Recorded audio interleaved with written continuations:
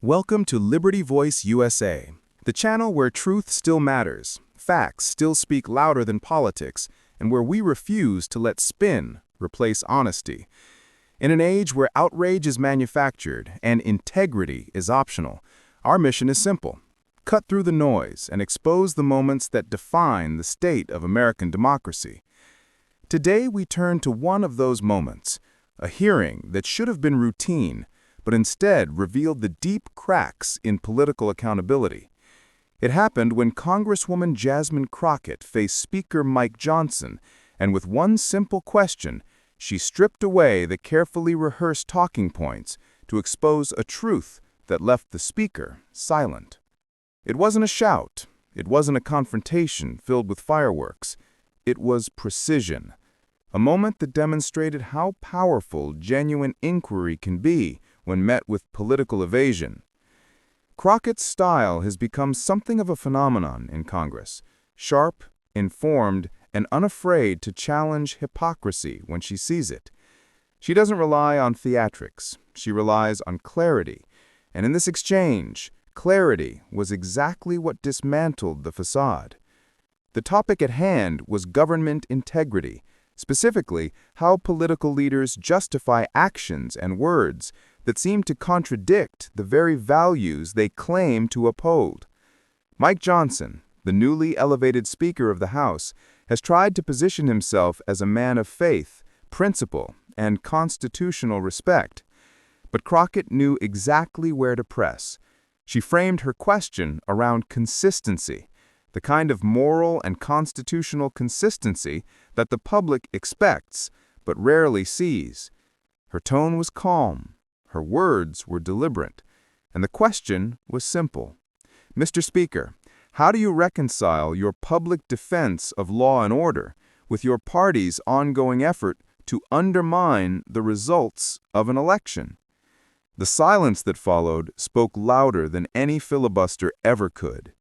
Johnson tried to recover, leaning on familiar rhetoric about states' rights and election irregularities.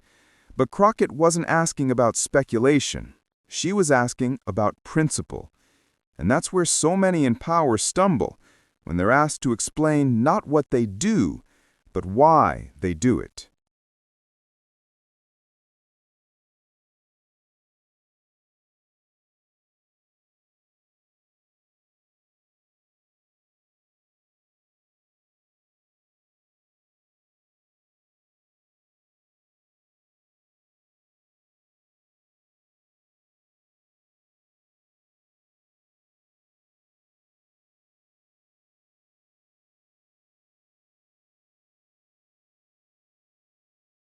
Johnson's background as a constitutional lawyer should have equipped him for the question. Yet in that moment, his response revealed something deeper, a pattern of selective interpretation. He spoke about defending democracy, but his record, especially his actions surrounding the 2020 election, tells another story. As one of the key architects behind efforts to challenge legitimate electoral votes, Johnson has often walked a line between faith-driven rhetoric and legally questionable conduct. Crockett's question forced him into that uncomfortable space, where moral justification meets constitutional contradiction. Observers in the room noticed the shift. The Speaker's usual confidence wavered. The moment wasn't about humiliation, it was about exposure. Crockett didn't grandstand, she didn't interrupt, she simply waited. And in that silence, the illusion of moral authority began to crack. Political analysts later described the exchange as a masterclass in congressional accountability, not because it was loud, but because it was quiet and controlled.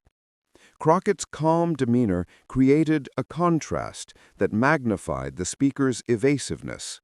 It's a tactic rooted in legal discipline, the art of letting the question do the work.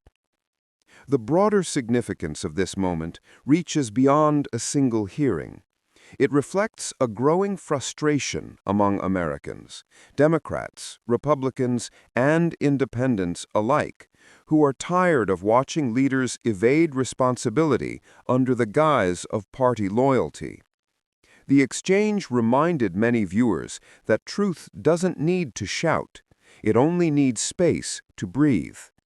For months, Mike Johnson has walked a tightrope between two competing realities. On one side, a base still devoted to the narrative of a stolen election. On the other, a constitutional duty to protect the very system that disproves that claim. Crockett's question forced those two realities to collide, and when they did, the result was silence, because there was no credible bridge between them.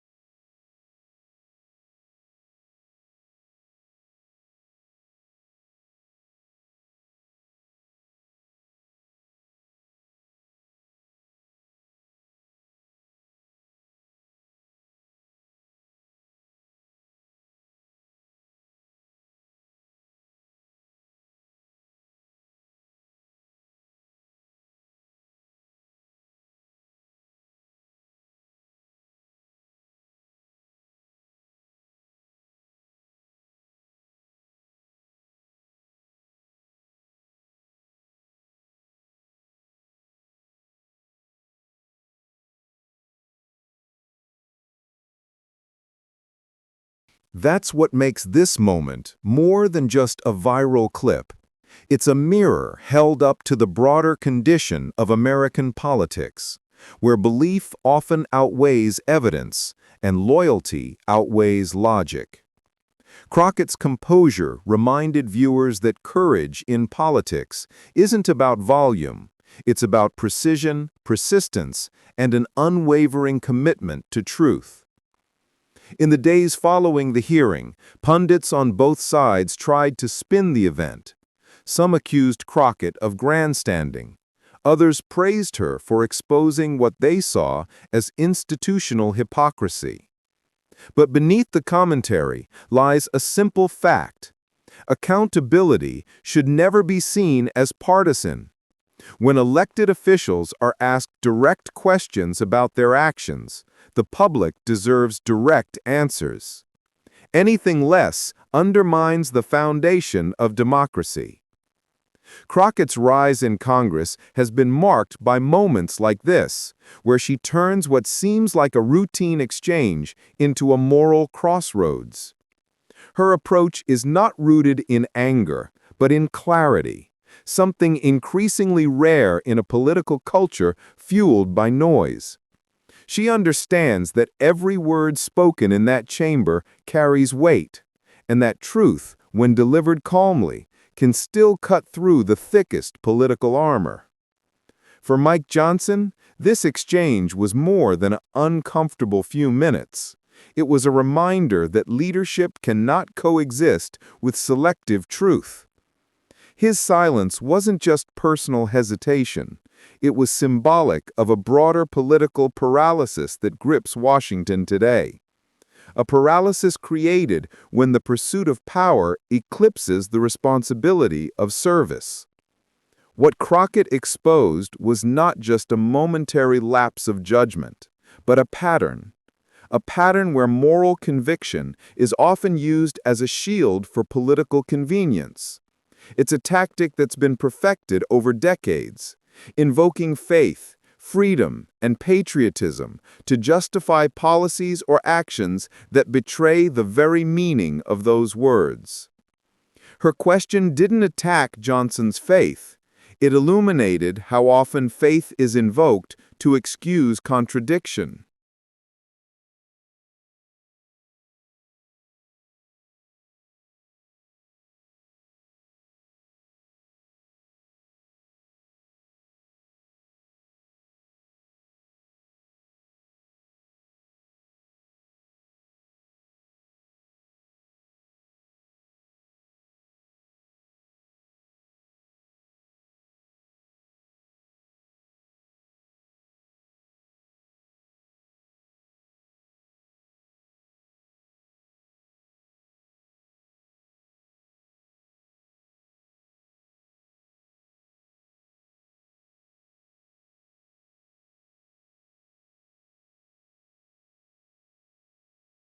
That's the power of a single, well-placed question in politics.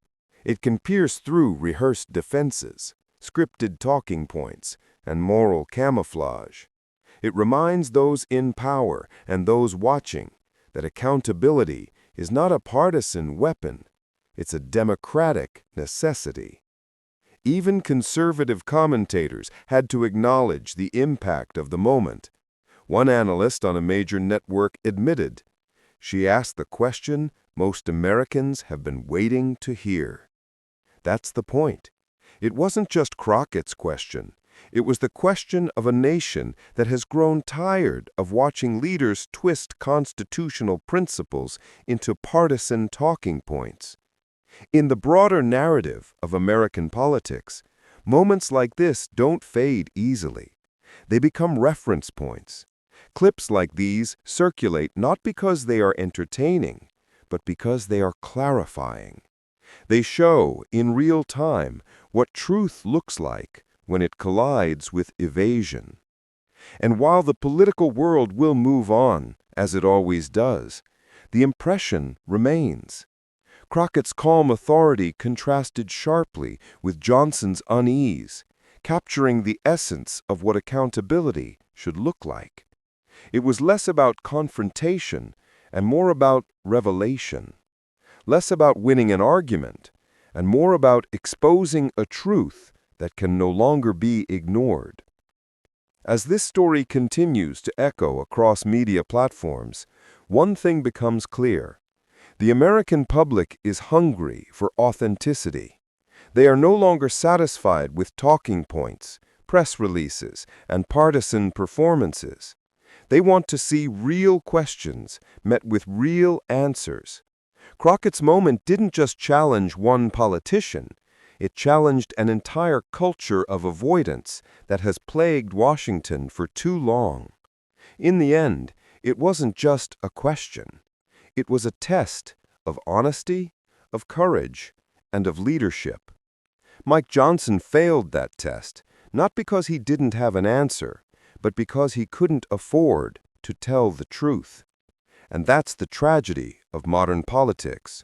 When a truth becomes politically inconvenient, silence becomes the strategy.